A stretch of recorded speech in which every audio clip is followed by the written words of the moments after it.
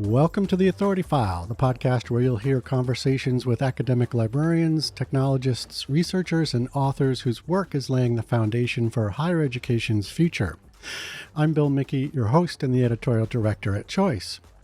In this four-part series, which is brought to you with support from APA Style, publisher of the publication manual of the American Psychological Association, my guests and I will be demystifying APA Style. Joining me are Chelsea Lee and Timothy McAdoo. Chelsea is instructional lead at APA Style and Timothy is manager. Chelsea and Timothy are on hand to address some of the most frequently asked questions about the formats and guidelines of APA Style, including everyone's favorite, references. They'll also debunk myths, address some of the more unique reference sources, generative AI, anyone?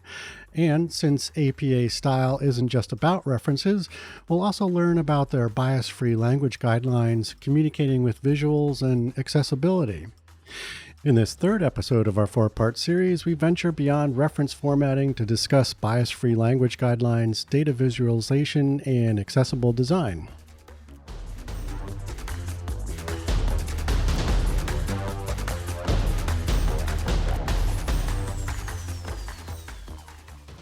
Okay, so let's talk about the chapter on bias-free language guidelines that was expanded in the seventh edition. Can you talk about how those guidelines were developed and some of their key elements? I would love to. The bias-free language guidelines are, I think, one of the best features of APA Style. And it's something that APA Style has that I don't think any other writing style really has the same caliber. And what's going on is that we have scientists who are working with real people, right? And those people are saying, these are the issues that are happening to us. This is how we want to be called. The science gets published.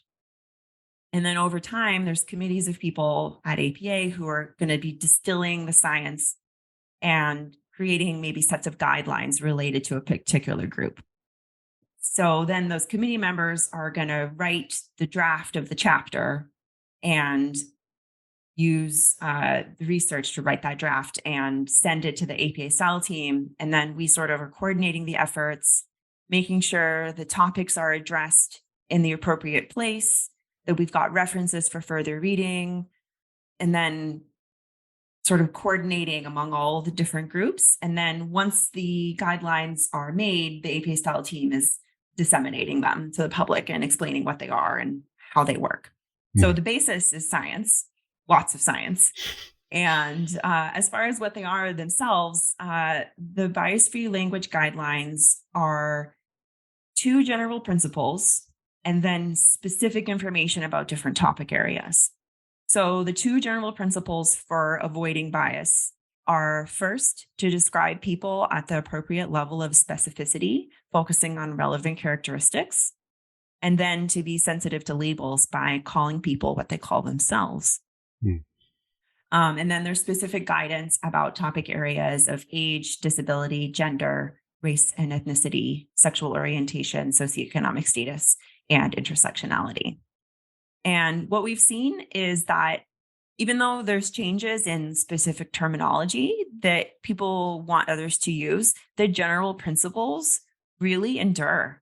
They have been a part of APA Style since 1994 with the fourth edition, and they really hold up. So that's been a cool thing to see. One aspect of bias-free language that we're excited about is promoting use of singular they, which is when you're making a statement about like a generic or a hypothetical person, you should just use the pronoun they to refer to them in your academic paper. Like you already do that in your life, right? Like you're like, oh, someone dropped their keys. I hope they get them back. Everybody says that. And singular they has been a part of English for hundreds of years. Everybody uses it. It's in Shakespeare. It's in Jane Austen. It's in regular everyday conversation. And so it's about not making your writing like precious or stuffy and just using the language that people use when gender is not relevant instead of trying to assume gender or like making a show of listing the possible genders, like just say they if Right. you mean anyone. Hmm. So don't twist yourself into a pretzel trying to, include No, every, yeah. no. It reminds me of like when there's like you're watching like a murder mystery movie and they're like the killer could be here, he or she, you know. Right. It's like once you start listening for that, you'll hear it everywhere where Yeah. people kind of do this thing, but yeah, just use they. Yeah. Just sort of breaks that fourth wall or whatever it's called. That, yeah. Um, so yeah, another that's excellent. I'm curious though, like what with the seventh edition, what the expansion was. Like sort of can you give us like a, what was sort of added to the existing corpus of the bias free guidance? Absolutely. There's new stuff about socioeconomic status. So socioeconomic status isn't just money. Mhm. It's also social class. It's your job prestige. It's how much education you have. It's things like immigration status. So we have guidance about that. For example, like if you're talking about people who uh, are undocumented, you can call them people who are undocumented or people who don't have immigration documents or there's plenty of options rather than calling them illegal immigrants, for example. Right. The other one that's new is guidance on intersectionality, which Okay. is a topic from Kimberly Crenshaw, and it's been around for decades. But Right. intersectionality is acknowledging multiple things are true at the same time, and that when multiple things are true at the same time, that produces a different experience. So if you're, have a disability and you're gay, like that's a different experience than just being gay, but not having a disability or just having Mm. the disability or not being gay. Like, and we go on and on what all the permutations are. Right. Right. Excellent. So another important component of APA style is communicating through visuals, and I imagine this includes tables and figures and charts, and that kind of thing. And so I'm wondering, how do these kinds of elements, factor into style? And I think in an earlier episode we were talking accessibility is one factor, but what are some of the things that we need to think about there? Great. So APA style has guidance on tables and figures. Table is any grid, rows and columns, and a figure is any other visual representation. So like Okay. graphs, charts, diagrams, photographs. One of my favorite things to say about tables and figures is better living through better labeling.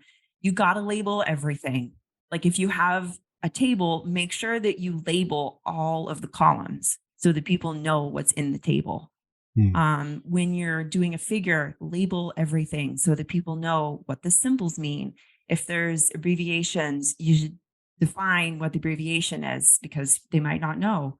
Because often people skim articles to sort of get an idea and they go look at the tables and figures and they're like, okay, I'll just look at those and get an idea if I want to read this whole thing.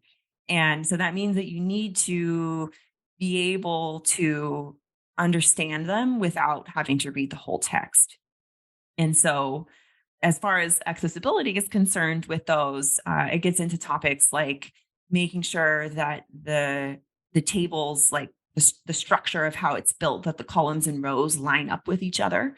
And for figures, like if you're going to use color, making sure that you're using colors that have appropriate contrast, or like figuring out how to use color and labeling. Like maybe it's a color, but you also have a line and then the label is attached to the line.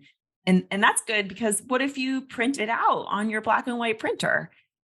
You can still understand it even if the Hmm. color's gone. Exactly.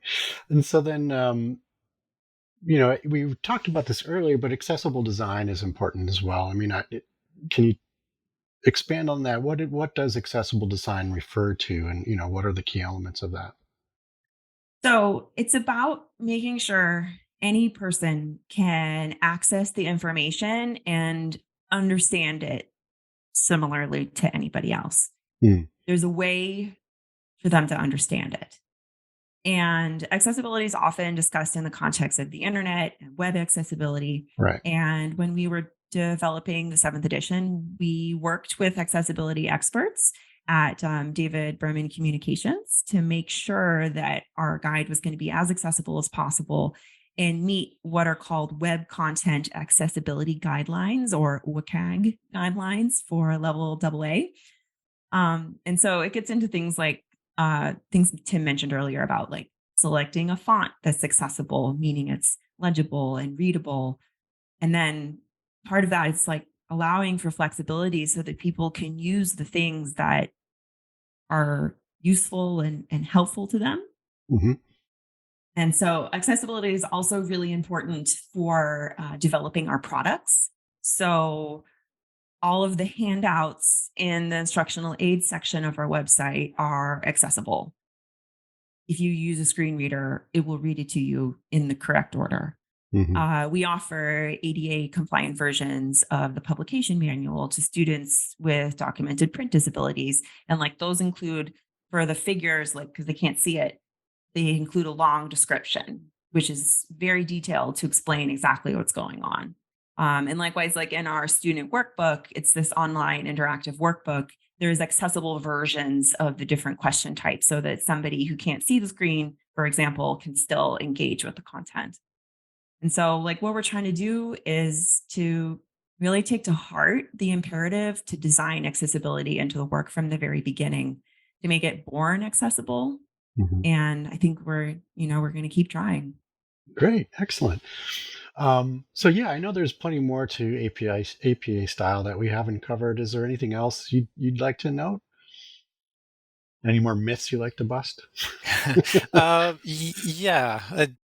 One thing that sometimes surprises people in the grammar chapter is that we encourage using first-person pronouns I and we when those describe your work or your personal reactions. And we know instructors want students to avoid just giving opinions that aren't supported by facts. I mean, makes perfect sense. So they might recommend not writing, I think this or I think that. But there are other times when trying to avoid the word I just makes your writing cumbersome when it doesn't have to be. Yeah. So authors, you don't have to go out of your way to say the researcher asked the participant to sign in when you could say I asked. This is a longstanding guideline, and we really tried to expand on it a little bit in the 7th edition, and that's in section 4.16, and you can find more info on that on the website as well. That is such a relief because I I distinctly recall like getting pretty stressed out about having to figure out a way to not say I in writing.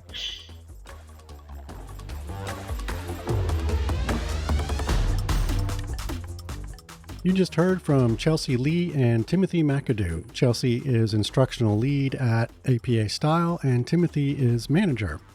This series is brought to you with support from APA Style. Join us next week for our final episode of this series when Chelsea and Tim discuss some of the newer topics that have arisen in the last couple of years, how updates make it into a new edition of the publication manual, and how community feedback is collected and acted on. As always, underwriting opportunities for the Authority File podcast are directed by Choice's advertising manager, Pam Marino, and all of our episodes are produced and edited by Choice's digital media producer, Sabrina Kofer, with support from digital media assistant, Ashley Roy. That's all for this week. Thanks for joining us.